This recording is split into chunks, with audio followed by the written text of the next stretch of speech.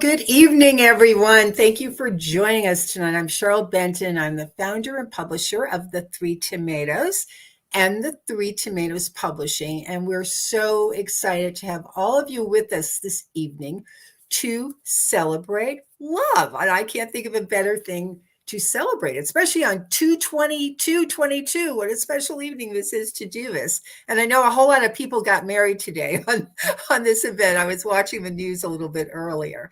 So tonight's event is really for everyone out there and anyone who's out there and looking for love, or maybe you've given up hope of ever finding love, or maybe you're just a hopeless romantic.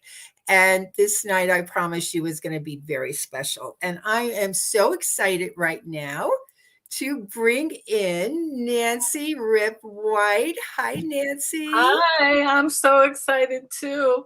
I know, and Nancy is the author of this absolutely beautiful book called It Can Happen to You, 50 Serendipitous, Unexpected, Out of the Blue, Life-Changing Love Stories. And we were so excited that we got to publish this book. And when I met Nancy, it was really just a very few months ago, actually. And she called me up and she said she had this idea for this book. And I just love the concept from the very beginning. And then, Nancy, you would send me stories along the way. And these are all true stories, by the way. And I couldn't wait to get them because every story is more endearing and powerful than the next one. So here's a little cheers to you. Plus, I get to get a sip of wine. So let me just tell our audience who may not know you a little bit more about Nancy. Nancy is a certified life coach, and she specializes in relationships. And for over 2 decades, she has successfully counseled literally hundreds of women on the life-changing power of self-worth and self-love. And that is so important when we talk about all of these stories in your book. In the book, that's really a common thread, I think. And as she said, she's kissed her share of frogs. She's broken a few hearts. She's had her heart broken, and she's gone through the throes of love, loss, remorse, but she's also had many joyful, fulfilling loves. So, Nancy, you describe yourself as an incurable romantic, and you've actually been interested in relationships for years, which I think it goes back to when you were a young teenager. And that actually led you to a career in relationships. So tell us about that. That's true. It all started for me at Camp Pinecone when I was 13. I had a boyfriend, and my campmates thought I knew something about boys, which I emphatically did not. It was pure luck. And so they would sit on my bunk, and we would strategize on how they could get a boyfriend too. And that led to my curiosity and fascination about relationships. And then I started sort of asking everyone about their thoughts about how they met their mates or their boyfriends at the time. And so it continued. And the one thing that I believe that a lot of people don't agree with me, but I do believe there's a cover for every pot.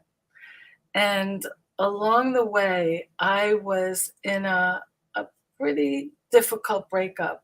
And I asked my friends for advice and support. And what I got was very confusing. It was a lot of different come-froms where they had their own life experience, their own experience with men, and it really didn't help me. So I sought out a coach. And through the coach, I grew, I worked on myself, and I was able to then realize that I could become a coach and pay it forward, give everything that I learned to other women who are in similar circumstances. And that's how I realized that I could make love, a career. So that's been my path.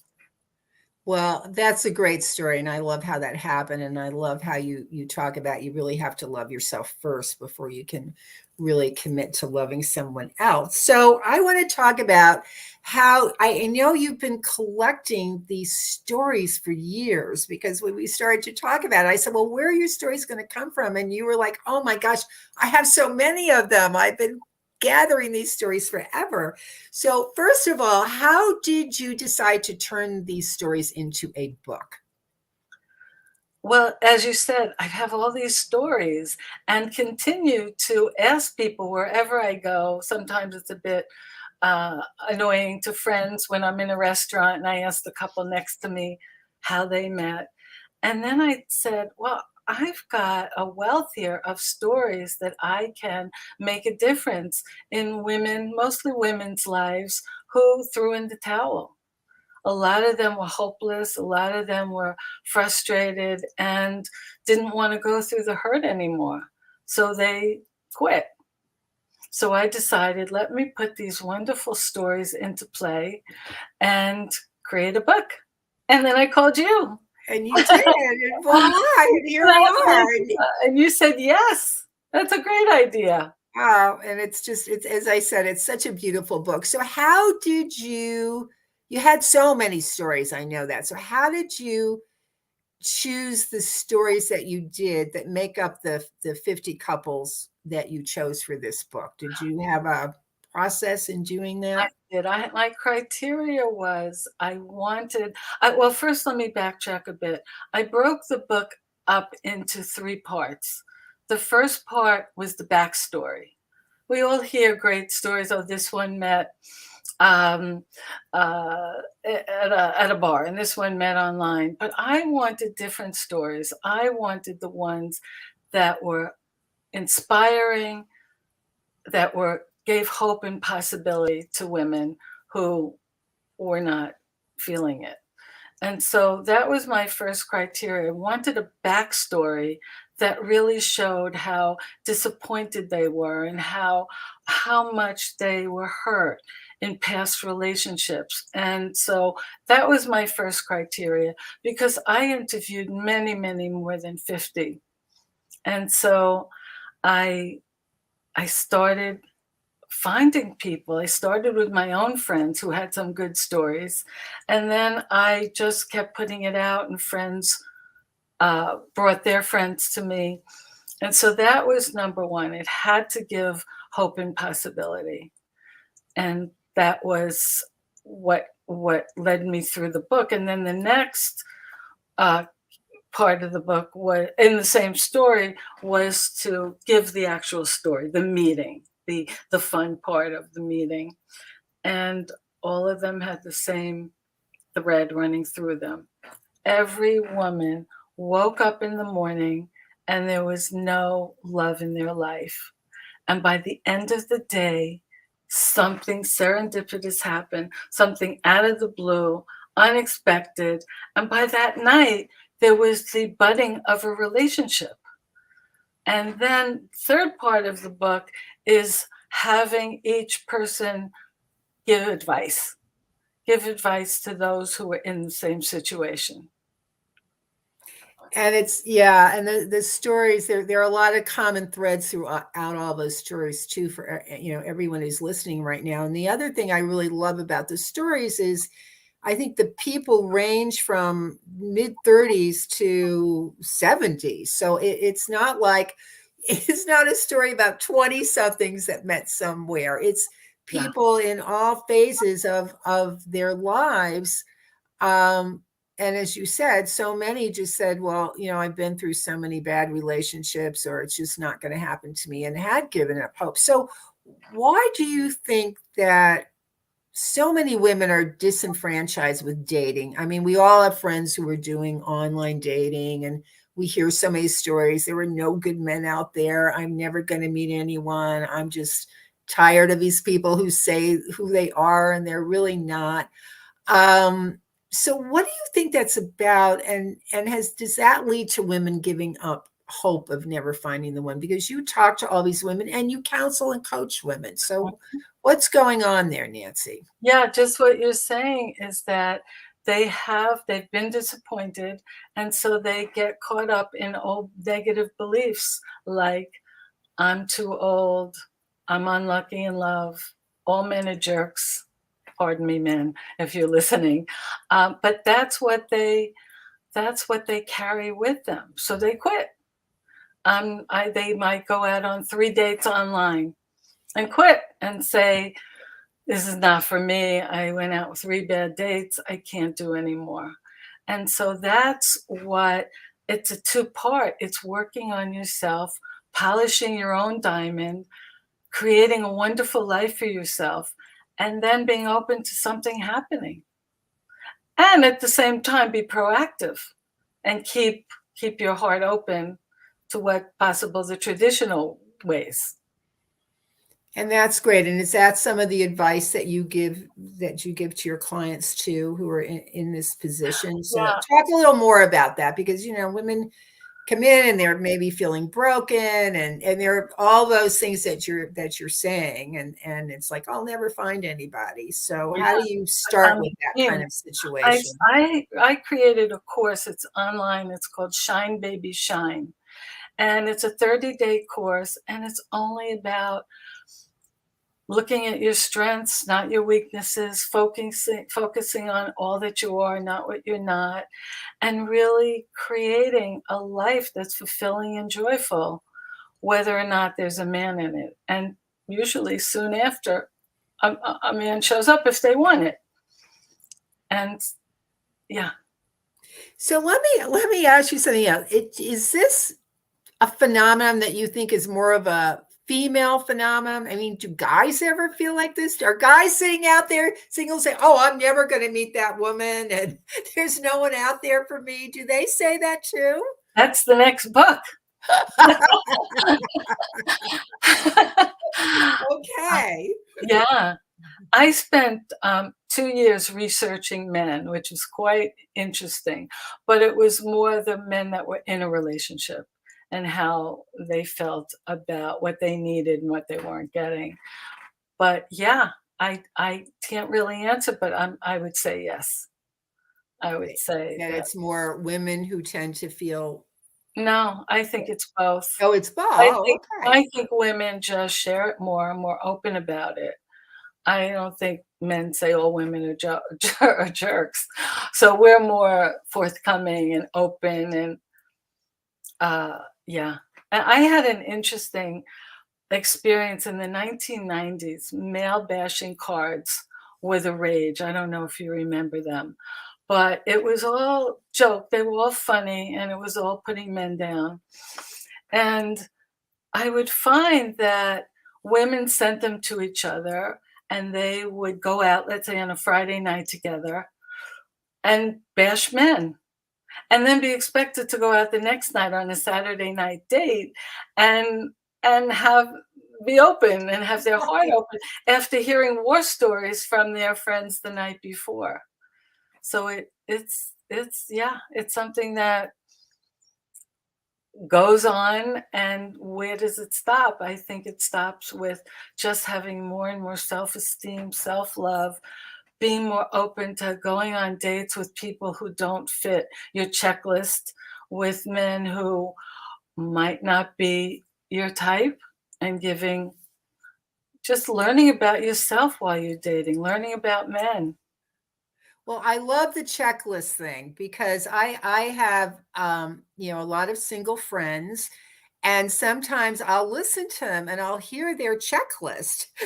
It's so ridiculous. It's like, well, no wonder you're not meeting. Or they'll go out and meet have one date with someone, and you'll say, "Well, how was it?" And it's like, well, he's nice, and then comes the but, and I'll ask more, and the guy actually sounds like he might be a nice person if they gave him a second chance. Yes. So I think that's a really important message too, is to just not make those sometimes you just know, obviously it's Right. a Yeah. jerk and you have nothing in common, but sometimes it's just not opening yourself up to, the guy. I've heard women say, "Oh, he's too nice."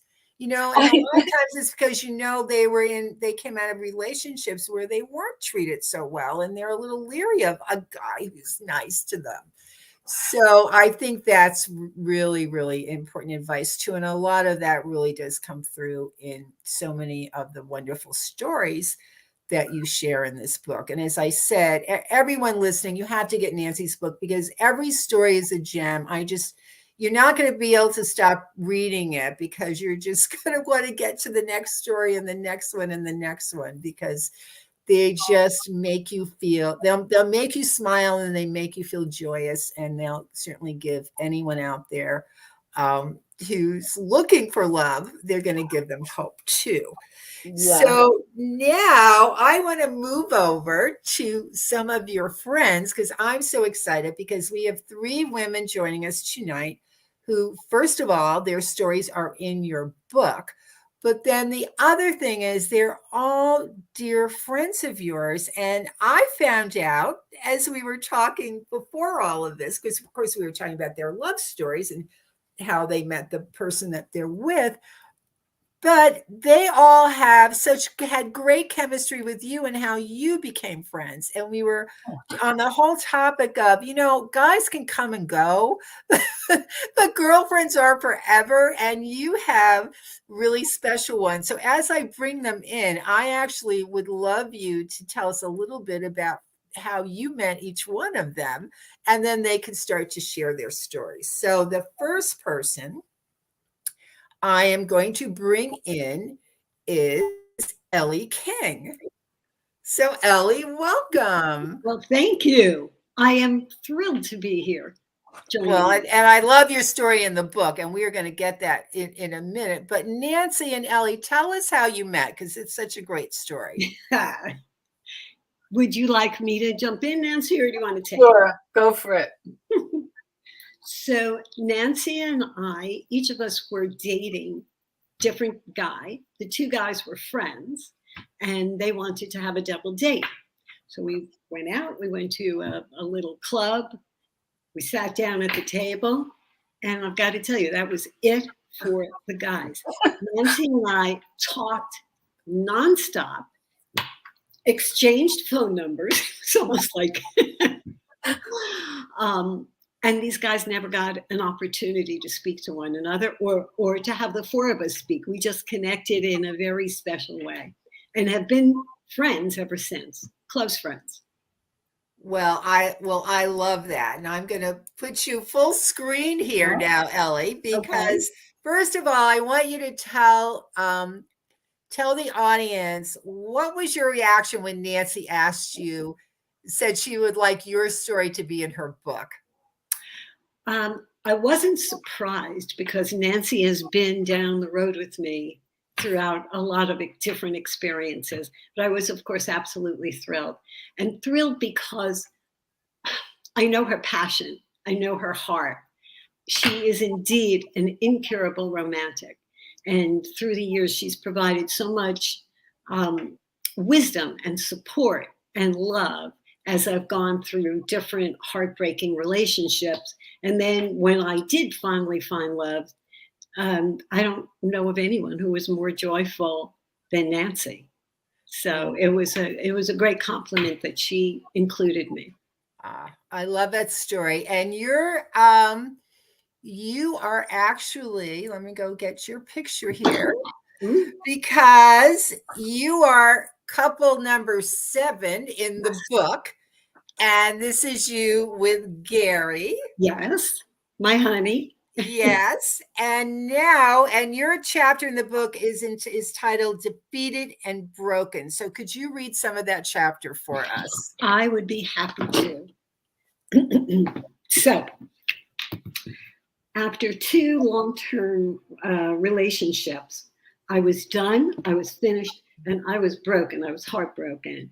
In the last, we were together for 6 years, and I wanted to move forward and take what I thought was the next relationship step. He held back, and guess what? He was afraid of commitment. I would be such a rich woman if I had a dime for every man who used that same kind of logic. I decided to take bold action and felt that if he didn't want to move our relationship forward, I would move on. And I did. I moved to California for several months, praying that he would realize his mistake in letting me go. And it actually worked, or so I thought. After 5 months, he called to say, I can't live this way anymore. I love you. Come home. We'll get engaged. I was absolutely overjoyed. I immediately disassembled my California apartment, sold my car, and returned home. 2 weeks later, he admitted that he had made a terrible mistake. I was heartbroken, really heartbroken. I totally swore off men. And for the next 3 years, I didn't go out socially except for a few lunches with girlfriends. That's right. No men, no dates, just day and night work. That's where I hid myself.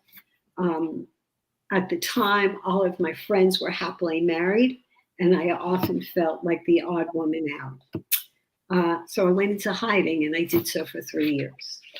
Wow. That wasn't fun. No. And Ellie, I think that's probably a story a lot of women can relate to, where they've gone back and forth with someone who, it just was really never going to happen. So that chapter titled Defeated and Broken definitely describes how you were feeling at that time. And that just sounded like it was such a devastating time for you. But then serendipity happened and you met Gary. So tell us how that happened. Well, that's let me put up your adorable pictures again. So look at them. Look how happy they are. Adorable. So Gary worked in a retail wine shop in the neighborhood that I'd been in for so many years. And one evening I passed, and there he was standing in front of the store, and I kind of looked at him and said, ooh, kind of cute.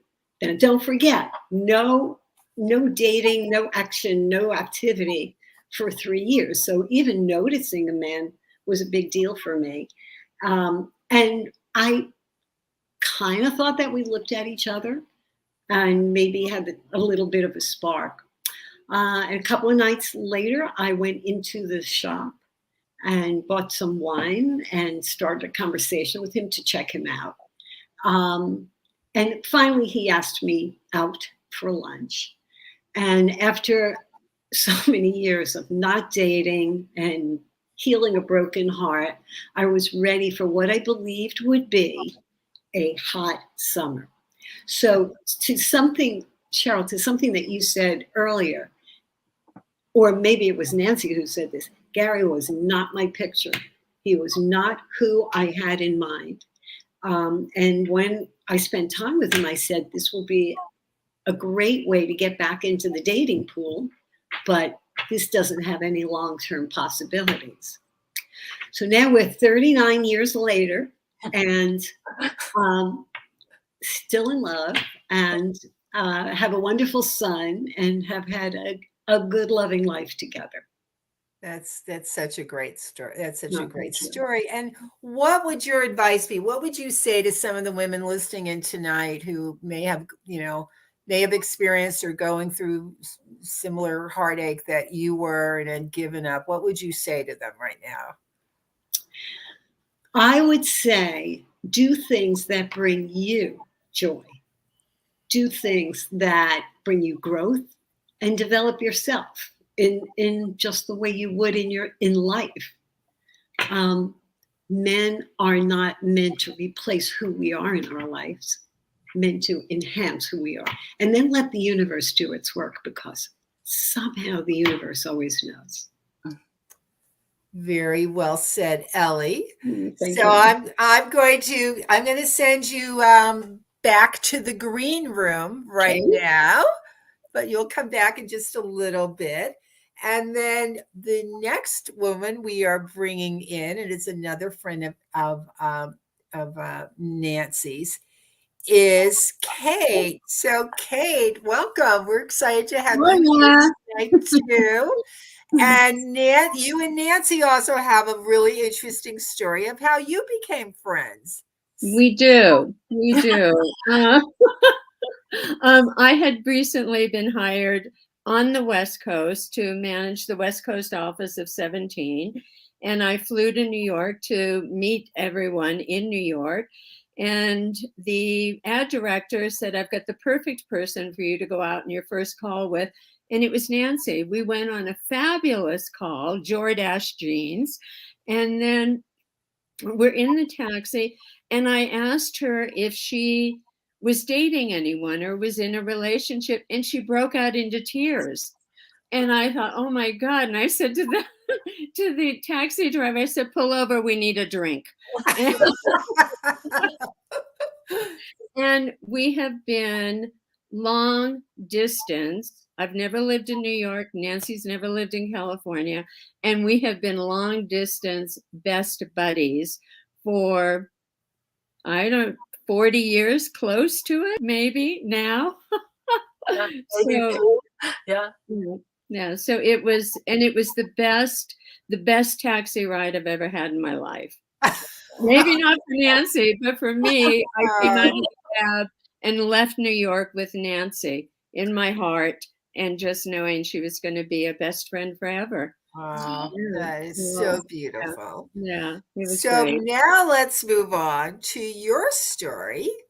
And I'm going to show your pictures because you and Arthur are, I love his picture, are couple number 2 in the book.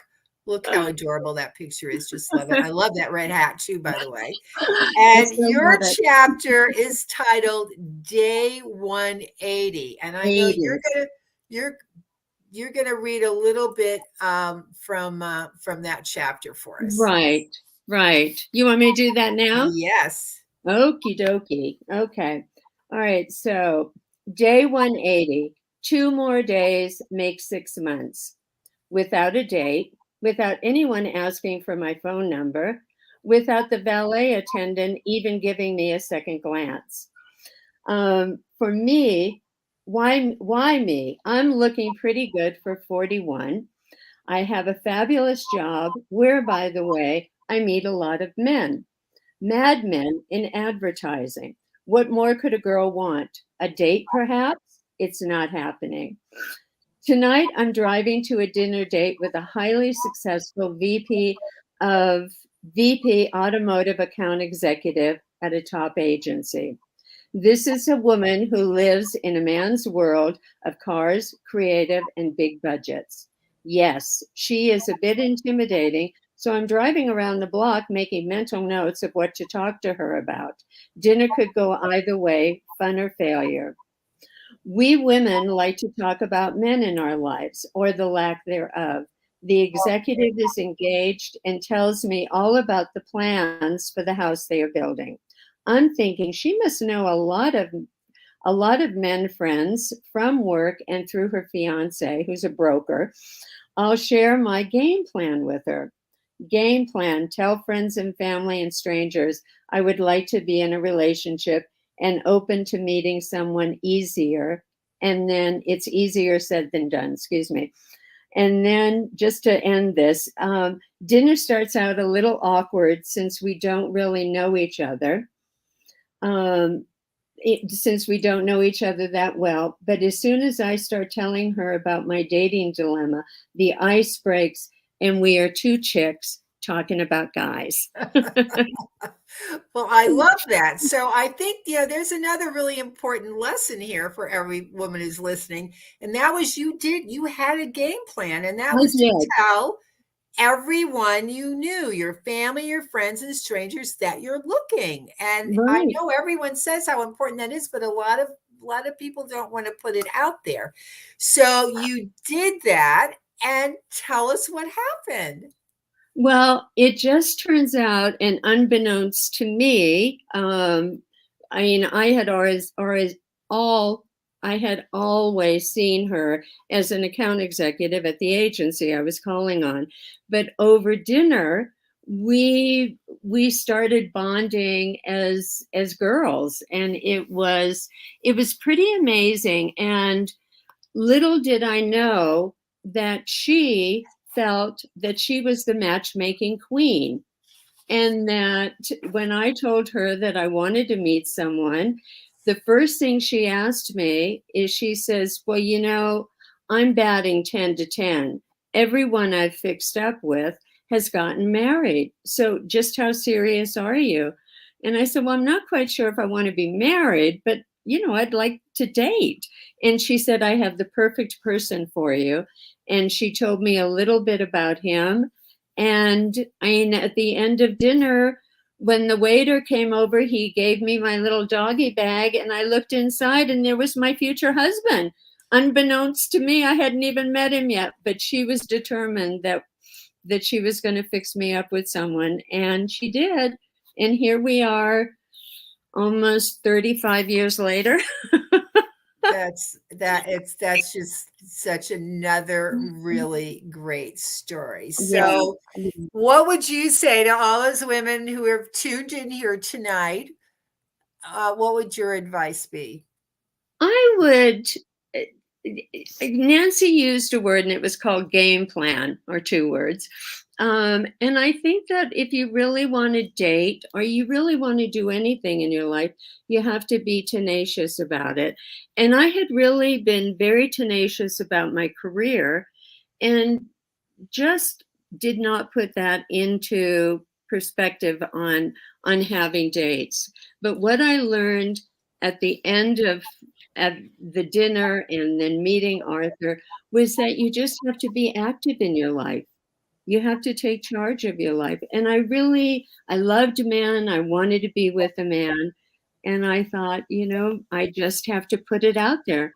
And I was bold. I told everybody. That well, if you don't want to buy an ad, would you find me a husband or a boyfriend? I love that. It's great. So, yeah, I would just say be persistent and just know your worth. Absolutely know your worth. Because I look at so many women and they're worth so much, and they just don't value themselves enough. And they need to, because there's someone out there for everyone.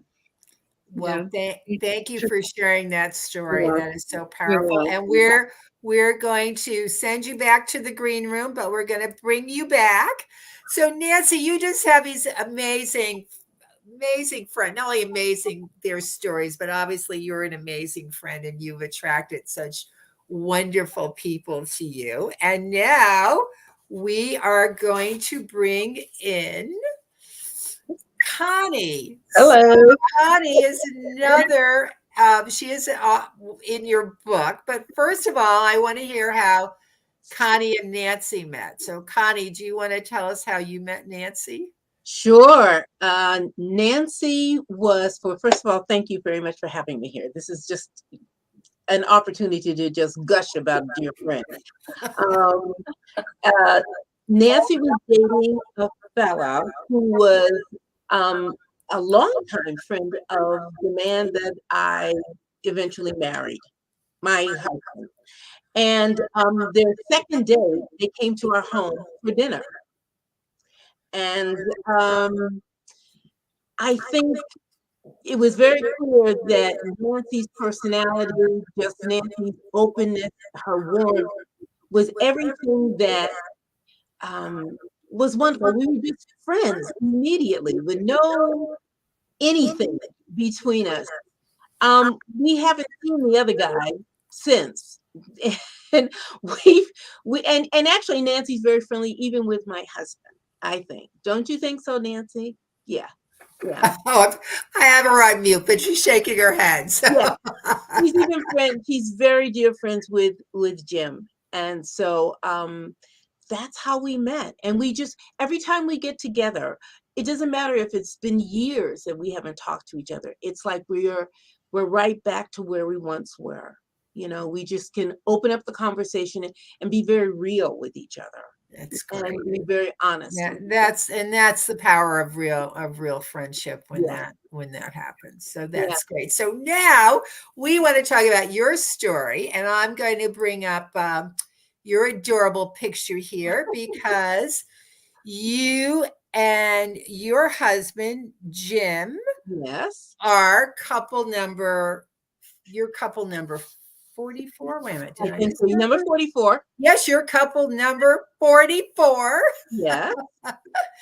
And so yeah, I know your chapter is called Apartment Hunting because that was Yeah, how you met him. So can you read a little bit from your chapter and then we'll talk a little bit more about how that worked out? sure, absolutely. Memorial Day in 1978 certainly was memorable for me. That date, May 25th, changed my life. I've been living in California for several years after being raised in Springfield, Massachusetts. I wanted to get a fresh start, and I intrinsically knew that I had to live in New York City. It was calling, as if I knew my life would flourish if I moved there. I called a dear friend. Could I crash on her couch until I found a job? Her generous yes was authentic and a lifeline. I immediately found a position at J.C. Penney Company, working in corporate communications, a real job in a major company in the best city in the whole wide world. This meant that I could afford to get myself a really nice apartment finally. On the weekend for exercise, I jogged around the neighborhood and knew that this was where I wanted to live.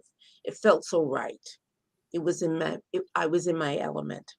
Never did I think that my romantic life would change on that day to the degree that it did. I still get chills thinking about how it all happened when I least expected it. Tell us the rest of his story. So what happened? Well, I was looking for an apartment. I was living in this horrible little apartment, and I put my New York Times underneath my arm, and everybody said, if you're going to look for an apartment, you got to be assertive, you know. So I'm saying to myself, be assertive, you know, speak to whoever is there. And 105th Street is just a beautiful, beautiful block between Weston and Riverside. And I walked down 105th Street, and there was nobody else on the block, but there was this guy sitting on the stoop. And I said, okay, Connie, you're going to have to just gird yourself and just walk up there and speak to this person. And so I walked up to him and I said, excuse me, do you know if there are any apartments available in your building? And he looked up at me and started talking a mile a minute. I mean, he told me everything about himself.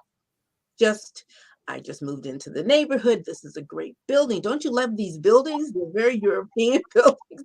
You know, he just went on and on and on. And I was so relaxed and I felt so comfortable with him. He actually invited me up into the apartment to see it.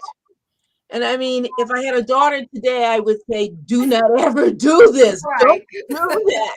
You don't know who this person is. But there was an immediate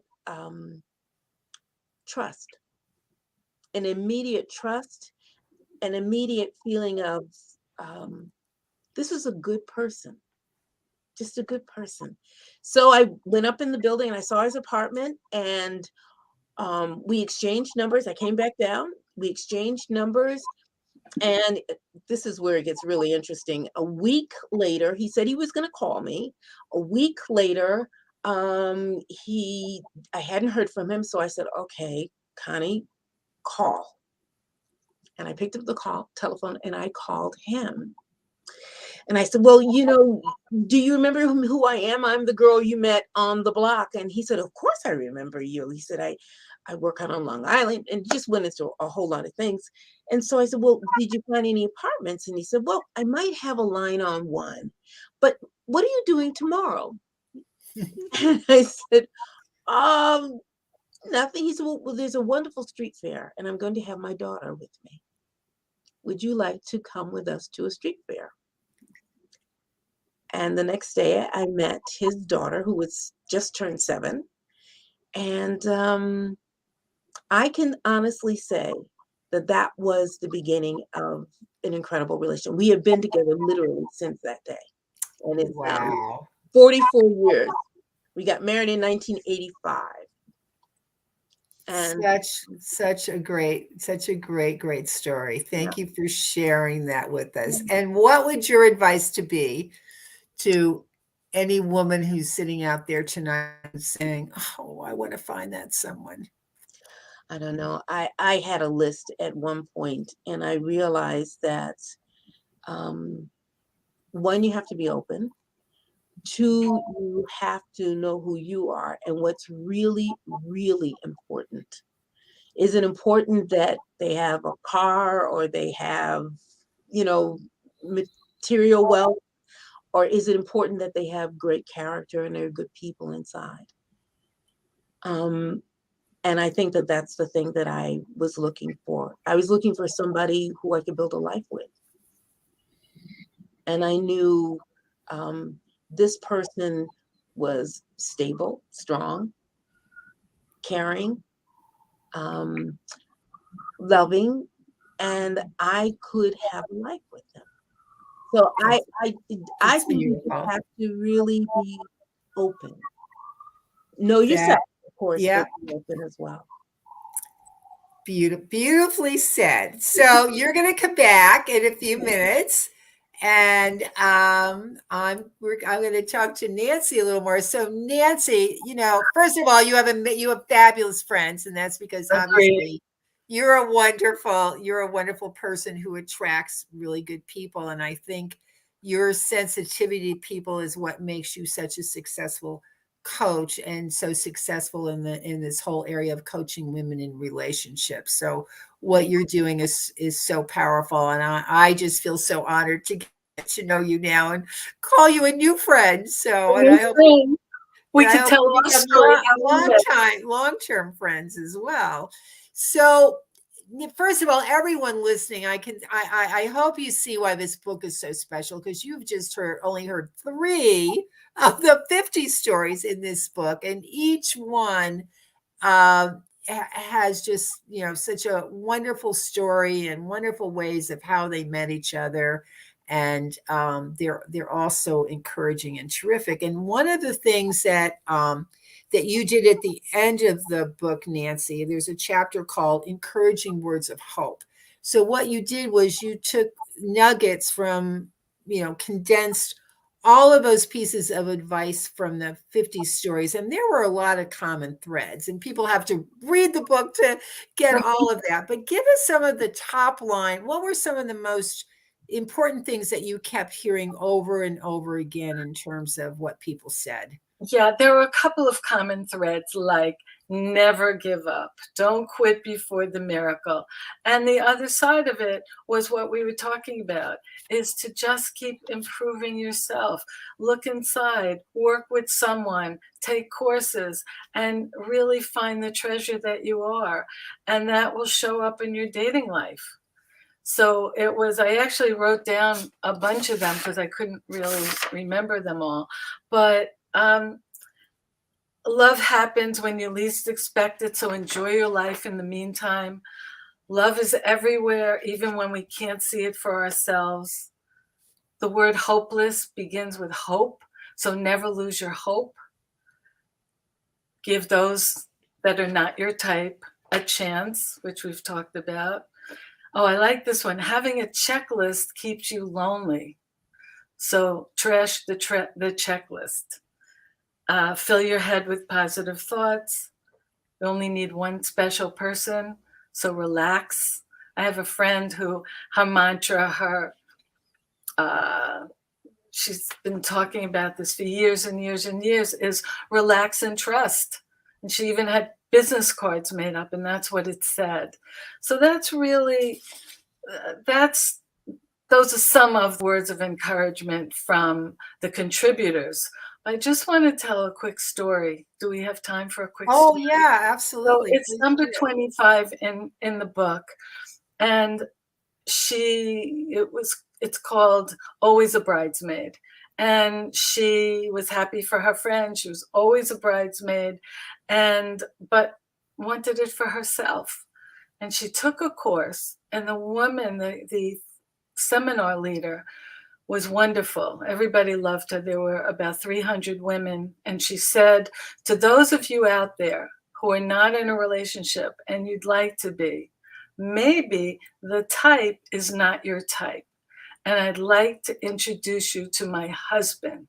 And she was a very tall woman, and her husband came up to her shoulder. And she said, I'm not his type, and he's not my type. And we have one of the best relationships that are out there. So this woman went back to her own life and decided to do it a little differently.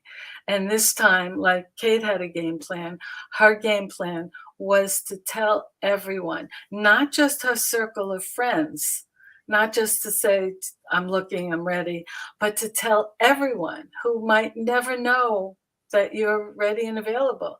So she told the 22-year-old, I think she was 40, she told the 22-year-old dental assistant, hey, I'm single, I'm ready to find my person.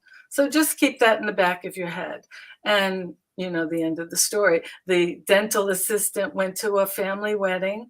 Her uncle, who was widowed, came to live in Chicago where they all lived. He said to her at the wedding, do you know any single women? I'm new here, I don't know anyone. And she said she never would have thought of her had she not told her. They didn't know each other except for going to appointments. So that's how it happened for them, and they've been together ever since.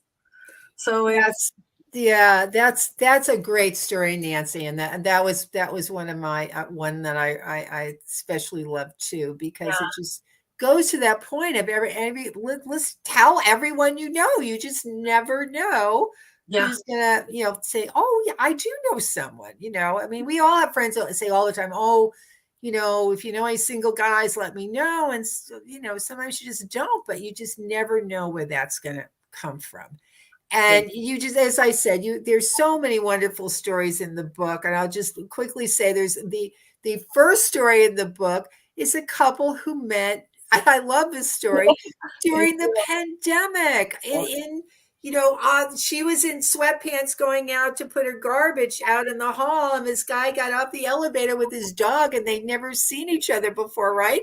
And sat down and had a conversation and continued that during lockdown, and now they're engaged. So you just never know how that will happen. As you said, it's serendipity. One day you get up, and by the end of the day, you've met that person. So you have truly given a book that's so beautiful and so full of hope, and just a great read. I mean, for anyone, I've been married for a gazillion years. I loved every. I'm romantic too. I loved reading every single one of these stories. So, thank you for the gift that you've given to all of us. So now I want to bring back your friends.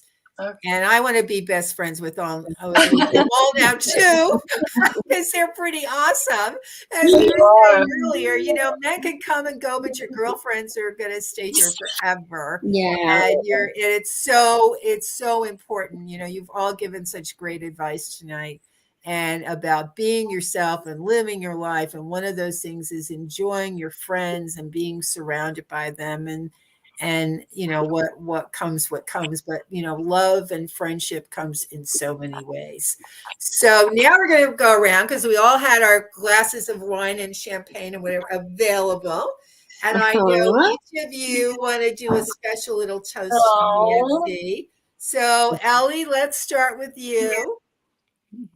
Nancy, I toast you, my beautiful friend, for always being positive, for always bringing sunshine, for having such great wisdom, for making this book happen, for being able to see this out there in your mind's eye.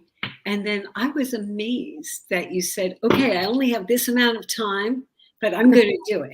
And you did it, and it's beautiful, and you're beautiful. I love you. Oh, that's great. Cheers. I'll clink the glasses for us. Yeah. Kate, what would you like to toast? Well, I like Ellie. I mean, I met Ellie through Nancy a couple of years ago, and you know, I always say without Nancy, there would be no Kate and Arthur, because she just really educated me on having a relationship and being true to myself, but at the same time, just trusting Ellie, the universe, you know, that life was going to turn out okay. And Nancy really taught me about love and a whole lot about men. So I love you, darling. Love you too. Thank you so much. Cheers. I'll drink to that too. Okay, well, Yes. let's drink. Connie, I'm what would very you like to tears, say? Oh gosh. I would say that Nancy, you never cease to amaze me. Absolutely amaze me. I'm not surprised that you wrote this book. I'm not surprised that you have wonderful friends, because it's just a reflection of you. It's like you held a mirror up to yourself. You're a very unique and special person, and I am grateful that you are in our lives and continue to be in our lives. So, mazel tov, my dear. Oh, Beautiful. Nancy, I know that the book, It Can Happen to You, actually has a double meaning for you. Do you want to share what that is with everyone? yes. It happened for me at 76 years old. And that's my message, whether it's dating, whether it's writing a book, anything you're passionate about and committed to, it can happen to you. And Yeah. that's really the truth. That's what led me to this. And also I wanted to give my twin 17-year-old grandsons the message that no matter what, they can do whatever they set their mind out to do. And if I could get that through to them at 17, that would be an amazing life for them. Well, that's Wow. awesome. You're a great role model for them. And we were talking earlier too about the invisible woman syndrome. When we start to hit middle age and people start to marginalize us. So I would just say, take a look at everyone on this screen right now. Take a look at what Nancy has done. We're not invisible anymore, people. No, we're We're too here, we're fabulous. strong. So here's to all of us and everyone listening. I urge everyone to go out right now and buy Nancy's book. Buy it for all of your friends. You're just going to love it. So I just wish you all the best with the book, Nancy. I love meeting your friends. Thank you, everyone who joined us tonight. And we hope to see you soon. So, Can I say one more thing? yes, you may. Let's all make a toast to Cheryl. Yes, Yes. absolutely. She No, was this such a wouldn't happen without Cheryl. Cheryl, the Three Tomatoes Publishing, you all have a book in you. I highly, highly recommend. She's so easy. I think only once did I annoy her. I think otherwise, she is the easiest person to be with. She's so smart. She's so encouraging. And so thank you, Cheryl. Thank I would you. not have done it. I really. Thank you so much. Thank you. It Cheryl, was Girl. a you're joy all for me to considered. bring your book into the world, really. And it Yeah. just makes me happy to do It's that. the So. love. All right, everyone. So we're going to close again with our opening video for those of you who missed it. And tell your friends this is available on demand. So if those of you who watch live, if you're missing it, share it with your friends, because I think this has been a really, really special evening. It's been very fun. This has been Excellent. Yeah. So I'm just going to say good night here. Good night. nice. Thank Connie, you. good night. Good night. Good night. Good night. And we're just